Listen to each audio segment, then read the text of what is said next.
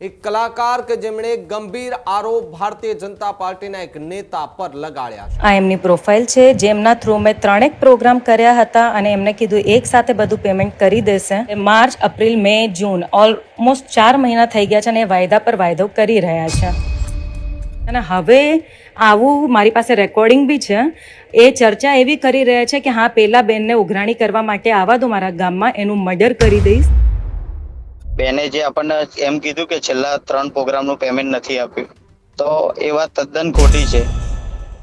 મારી પાસે ચૂકવેલ પેમેન્ટના સ્ક્રીનશોટ છે અને મેં મારા ગૂગલ પે થી જે ટ્રાન્સફર કરેલા બેનને એ પણ છે। અને મારી પાસે વધુ પેમેન્ટની ઉઘરાણી કરે તો સાહેબ શ્રી હું ના આપી શકું ને પેમેન્ટ। આખો વિડીયો જોતા પહેલા હજુ પણ અમારી ચેનલને સબસ્ક્રાઇબ નથી કરી તો યુટ્યુબ પર સબસ્ક્રાઇબ કરો અને ફેસબુક અને ઇન્સ્ટાગ્રામ પર ફોલો કરો। એક કલાકાર કે જેમણે ગંભીર આરોપ ભારતીય જનતા પાર્ટીના એક નેતા પર લગાડ્યા છે। જી હા, કલાકાર મમતા સોની કે જેમનો એક વિડીયો સોશિયલ મીડિયા પર ફરતો થયો છે, જેમાં કઠલાલ યુવા મોરચાના ભાજપના જે પ્રમુખ છે તેમના પર ગંભીર આરોપ લગાવવામાં આવી રહ્યો છે। કઠલાલ યુવા મોરચાના પ્રમુખ દીપક ડાભી વિવાદમાં આવ્યા છે। ખેડામાં કઠલાલના નેતા સામે અભિનેત્રીના ગંભીર આક્ષેપો જોવા મળી રહ્યા છે। ગુજરાતી ફિલ્મ અભિનેત્રી મમતા સોનીનો વિડીયો વાયરલ થયો છે। દીપક ડાભીએ પૈસા ન ચૂકવ્યાનો આક્ષેપ કરવામાં આવ્યો।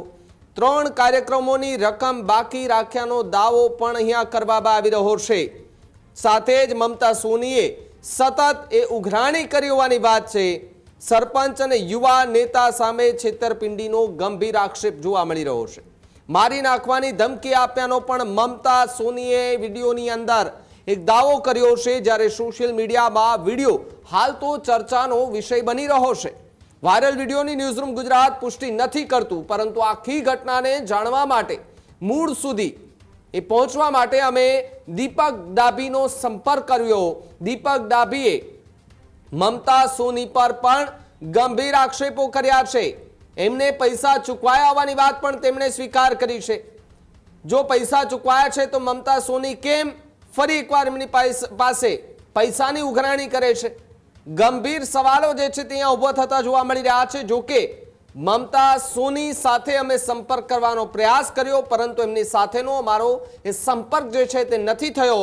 પરંતુ દીપક ડાભી જે છે તેમના પર જે મમતા સોની આરોપ લગાવ્યા છે તેમની સાથે અમારો સંપર્ક થયો તો તેમની પાસેથી પણ ખૂબ મોટી વાત અને ખૂબ મોટા ખુલાસા જે છે તે તેમણે કર્યા છે। ત્યારે પહેલા એ વિડીયો જુઓ કે જેની અંદર મમતા સોનીએ એક ચેટ સાથેનો વિડીયો સોશિયલ મીડિયા પર વાયરલ કર્યો, જેમાં દીપક ડાભી પર ગંભીર આક્ષેપો કરવામાં આવ્યા। આ છે મોટી મોડેલના સરપંચ દીપક ડાભી।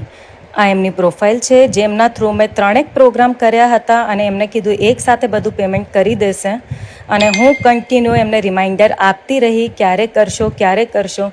14 ફેબ્રુઆરી કે 19 ફેબ્રુઆરી એમનો લાસ્ટ પ્રોગ્રામ કર્યો હતો અને એના પછી આજે તારીખ થઈ ચૂકી છે 15 જૂન, એટલે માર્ચ, એપ્રિલ, મે, જૂન ઓલમોસ્ટ 4 મહિના થઈ ગયા છે અને એ વાયદા પર વાયદો કરી રહ્યા છે। અને પછી થાકીને મને એમ થયું કે હું કેટલી વાર એમને કોલ કે મેસેજીસ કરું, તો મેં મારી એક ફ્રેન્ડને કીધું કે ભાઈ તું થોડું કોન્ટેક્ટ કરતી રહેજે, ફોલોઅપ લેતી રહેજે। તો એણે બી કન્ટિન્યુ એ બસ વાયદા પર વાયદા કરી રહ્યા છે અને હવે આવું મારી પાસે રેકોર્ડિંગ બી છે। એ ચર્ચા એવી કરી રહ્યા છે કે હા, પેલા બેનને ઉઘરાણી કરવા માટે આવવા દો મારા ગામમાં, એનું મર્ડર કરી દઈશ અને પછી ભલે મારે 20 વર્ષ જેલમાં જવું પડે તો બી મને કંઈ વાંધો નથી। તો આવા છે આ દીપક ડાભી।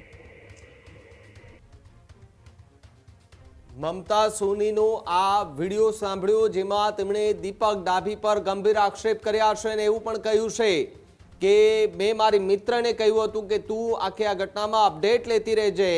જો કે દીપક ડાભી પર એવો આરોપ લગાવવામાં આવ્યો કે તેમણે મમતા સોનીની જે ફ્રેન્ડ છે, મિત્ર છે, તેમને જાનથી મારી નાખવાની ધમકી પણ આપી છે।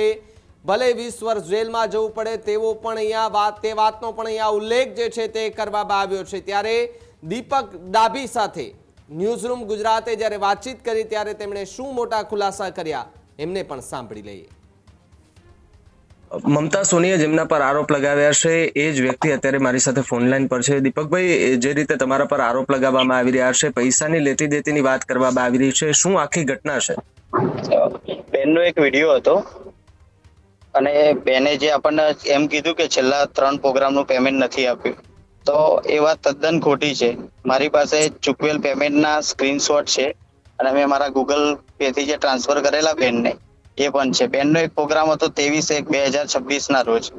તો 12 વાગે બેનનો આવવાનો સમય હતો, પણ એ રાત્રે લેટ આવેલા 2-2:30 વાગે. તો એ પણ પેમેન્ટ મેં 19 તારીખે એમને ચૂકવી આપ્યું હતું. પછી 14 બેનો કાર્યક્રમ હતો, એ કાર્યક્રમનું પેમેન્ટ પણ મેં એમને 30 જૂને બેનને ચૂકવી આપ્યું છે મેં. અને 19 બેનો જે કાર્યક્રમ હતો એનું પેમેન્ટ પણ મેં 15 જૂને બેનને ચૂકવી આપેલું છે, જેના સ્ક્રીનશોટ મારી જોડે છે. જો તમારે જોઈએ તો હું તમને ફોરવર્ડ કરીને એમણે વિડીયો પણ બનાવ્યો છે ને એમાં જે તમે જે તમારી સાથેની જે ચેટ છે, તમારી સાથેની જે વાતચીત છે તેમાં પણ એમને વિડીયો આખો મોકલ્યો છે અને એમાં પણ લખ્યું છે, તમે એમાં કહી રહ્યા છો સોમવારે ટ્રાન્સફર થઈ જશે, બાબુ કાકાનો આજે કોલ હતો, સોમવારે ચોક્કસ આવી જશે, એ રીતે તમે વાત કર્યો છે. એના પર તમારા ઉપર એ આરોપ લાગ્યો છે. એમને બેન એવું કહે છે કે 3 પ્રોગ્રામનું પેમેન્ટ, અમે એવું નથી 3 પ્રોગ્રામનું પેમેન્ટ આપ્યું નથી એવું છે નહીં કઈ, પણ જે અમે એક છેલ્લું લાસ્ટ પેમેન્ટ એમનું બાકી હતું 30,000 રૂપિયા, એ પણ અમે એમને ચૂકવી આપેલું. પણ એવું મેં નતું કીધું કે બેનને મેં એવું કીધેલું કે તમને જે પેમેન્ટ ના સ્ક્રીનશોટ મેં મોકલી આપ્યા છે, કેમ કે મેં મારા એક બીજા મિત્રના નંબરથી એમનામાં ટ્રાન્સફર કરેલું, એટલે બેને કદાચ જોયું હશે તો મારો નંબર જોયો હશે ત્યાં.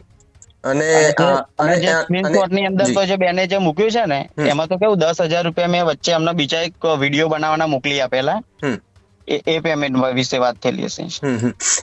તો એક એવો પણ આરોપ લગાવવામાં આવ્યો છે, મમતા સોની એવું પણ કહ્યું છે કે મેં મારી ફ્રેન્ડને કહ્યું હતું ફોલોઅપ લેવા માટે અને તમે એમને ધમકી આપી છે કે જો અહીંયા ઉઘરાણી કરવા માટે આવશે તો મર્ડર કરી નાખીશ. આ પ્રકારનો આરોપ છે તમારા પર.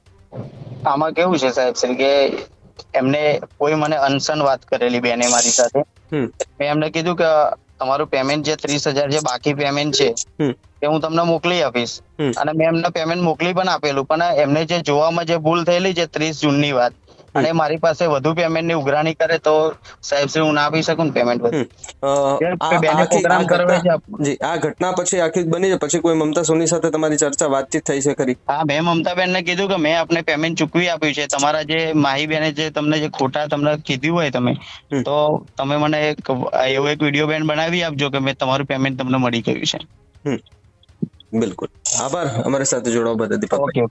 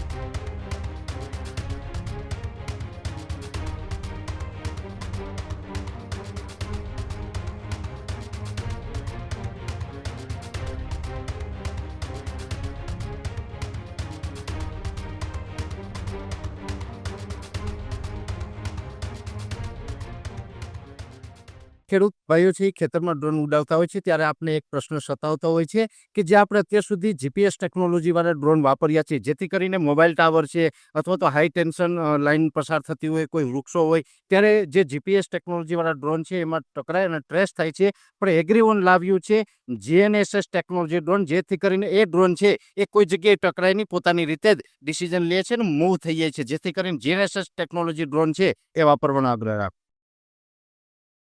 અત્યારે જ ન્યૂઝરૂમ ગુજરાતની યુટ્યુબ ચેનલને સબસ્ક્રાઇબ કરો અને ઇન્સ્ટાગ્રામ અને ફેસબુક પર ફોલો કરો. અપડેટ રહો, સત્યની સાથે રહો.